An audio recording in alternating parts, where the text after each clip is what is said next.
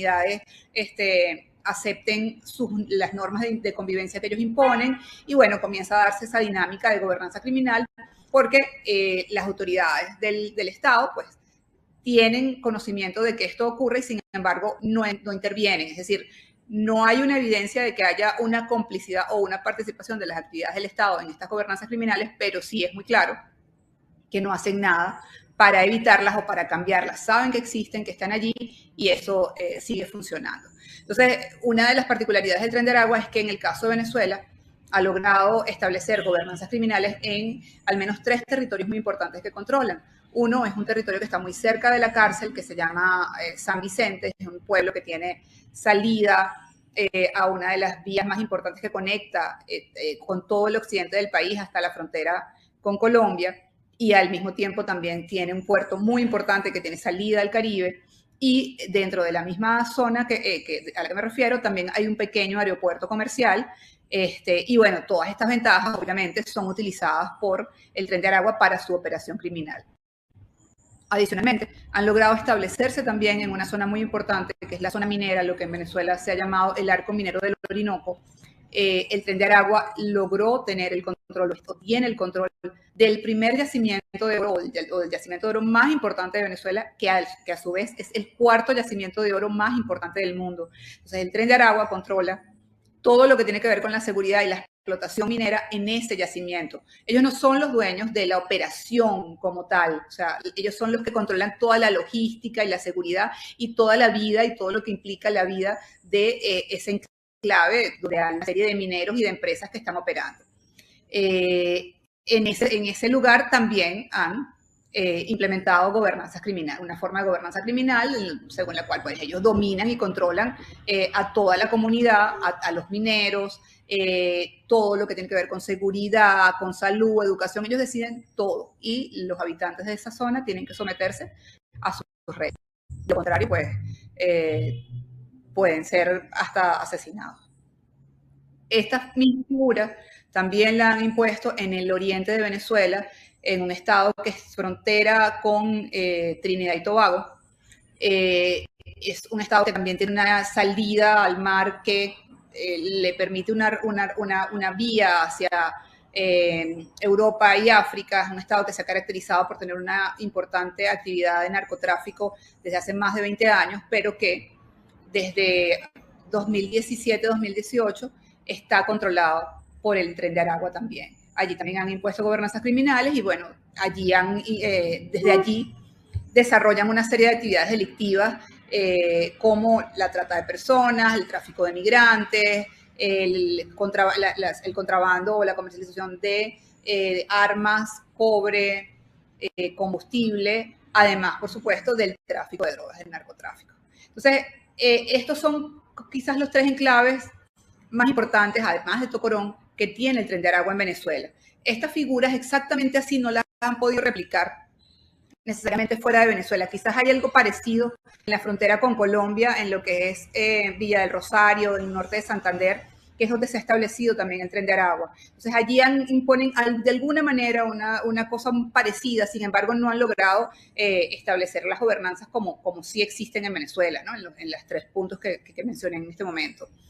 El Tren de Aragua tiene otra característica, además de esto, de buscar controlar territorios y establecer gobernanzas criminales, y es que ellos tienen una diversidad muy amplia, tienen un portafolio de actividades delictivas muy amplio, tienen más de 20, se dedican a más de 20 actividades delictivas en paralelo, y esto pues les genera rentas, digamos que no sé si podemos afirmar que sean unas rentas millonarias, que obviamente sí son rentas millonarias en dólares, hablando en dólares, pero yo diría que lo más importante de esto es que son diversas, o sea, que si alguna de estas rentas por alguna razón no falla, o alguna de estas actividades ilícitas no funciona o es obstaculizada por la acción policial, pues ellos tienen las otras, ¿no? Entonces es un portafolio bastante amplio.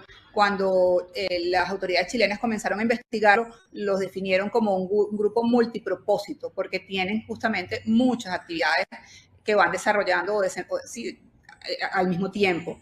Esta para mí es una característica que es importante.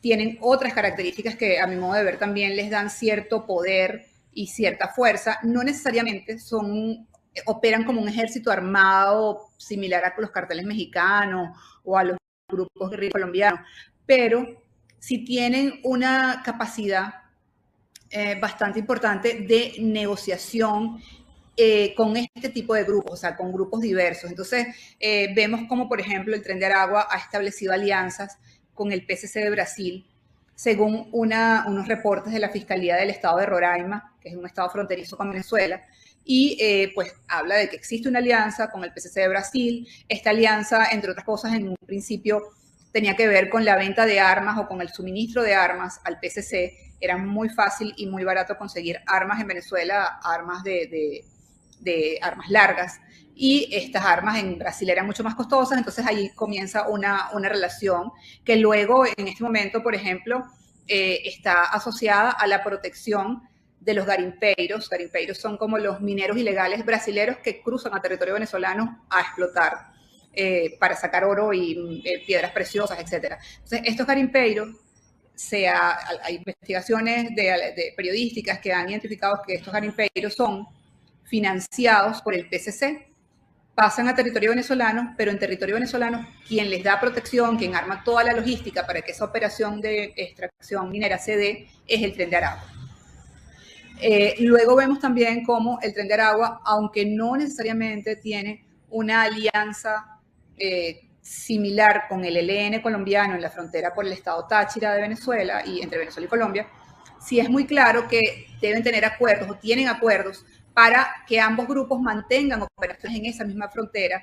Eventualmente se han dado algunos choques, pero muy puntuales, y simplemente es como que si alguien, o sea, como que si alguna de las personas, o alguno de los miembros de alguno de los grupos faltó a alguno de los acuerdos, pues simplemente lo resuelven de una manera violenta en ese momento y ya, pero la operación de ambos grupos continúa y están los dos, uno de un lado de la frontera y el otro del otro lado de la frontera.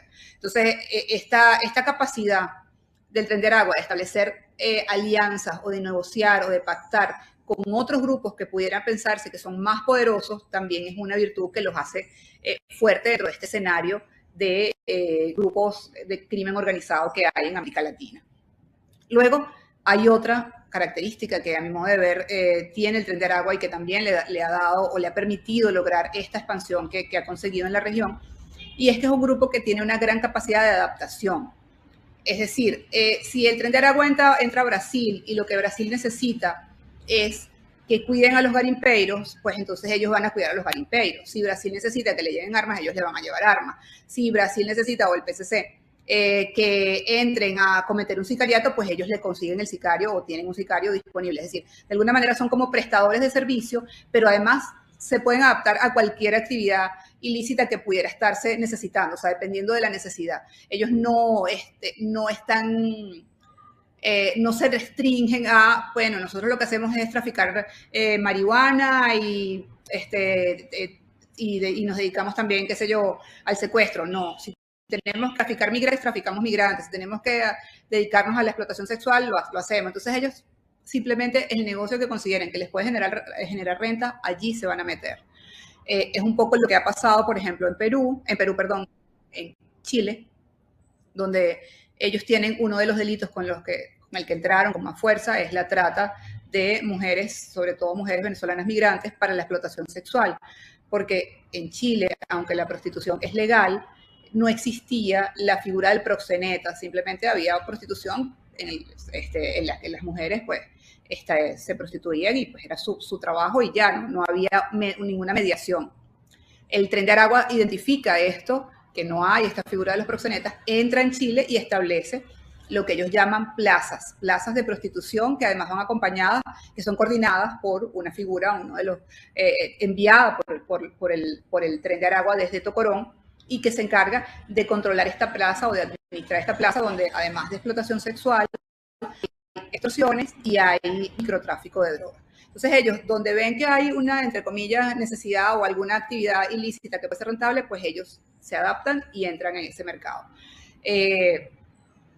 Han hecho con una competencia distinta, obviamente, pero han hecho cosas similares en Bogotá, en la misma frontera de Cúcuta, o sea, en Villa del Rosario, también en Perú, en ciertas zonas de Perú. en Ecuador, en la frontera, tienen presencia en todas las fronteras, desde Chile hasta Panamá. En algún punto supe que se estaba indagando si también tenían presencia en la frontera con Costa Rica, pero no había evidencias concretas de que esto fuera así. En cambio, sí había evidencias de que por lo menos en la frontera entre Panamá y Colombia sí había presencia del Tren de Aragua. Sobre la jerarquía y la manera en que opera la organización tiene, como se dijo al principio, 3 jefes, que son los jefes que controlan toda la operación. Estos jefes uno está en la prisión de Tocorón, otro está en el estado Bolívar, en la zona minera, y otro estuvo en Chile varios años y se presume que está en Estados Unidos en este momento. Luego hay como una figura que ellos los llaman luceros o lugartenientes, que son como las personas que están debajo de esta jerarquía y que tienen también un poder muy significativo dentro de la organización. En ocasiones hay 2 maneras en que ellos pueden operar. Uno de estos lugartenientes controla un territorio y controla toda la operación o todas las actividades ilícitas que se dan dentro de este territorio, o uno de los jefes se encarga de una actividad ilícita que le resulta muy importante a la organización. Por ejemplo, una de las actividades más emblemáticas del Tren de Aragua era el tráfico de marihuana creepy. Entonces, es muy probable, no tengo la certeza, pero es muy probable que tuvieran a una figura de estos lugartenientes dedicados solo a manejar todo lo que tenía que ver con el comercio del tráfico de creepy. En otros casos, pues a lo mejor no, tenían una figura que es la persona que controla pues, toda la operación de Chile. Entonces, no importa si ahí hay creepy, ahí hay prostitución, ahí hay extorsión o venta de otras drogas, pues esta otra persona controla todo lo que tenía que ver con las operaciones que se daban en Chile. Entonces, tienen como esas 2 maneras de operar en cuanto a cómo descentralizan, entre comillas, porque la operación siempre sigue estando centralizada, pero bueno, cómo un poco reparten las responsabilidades del trabajo delictivo que hacen, pues de las actividades delictivas que hacen. Adicionalmente a eso tienen otras figuras que en el caso venezolano se llaman gariteros, también se llaman luceros de la baja, y son como los vigilantes, o sea, son como la estructura de seguridad que se encarga de no solo cuidar la operación, sino además también alertar a los jefes y a los superiores sobre posibles riesgos o intervenciones policiales que pueden afectar sus operaciones. Tienen otro grupo aparte, que es el tema de los sicarios. De alguna manera, tienen además un servicio de sicarios que opera con unos sicarios profesionales que en un punto los investigadores chilenos identificaron que estaban, en el caso de los que operaron en Chile, identificaron que se movían desde Perú a Chile a cometer los sicariatos y luego volvían a Perú. Y al parecer es la forma que utilizan. Se van desplazando por la región o tienen un punto donde están esperando la orden de a dónde deben movilizarse a cometer el sicariato.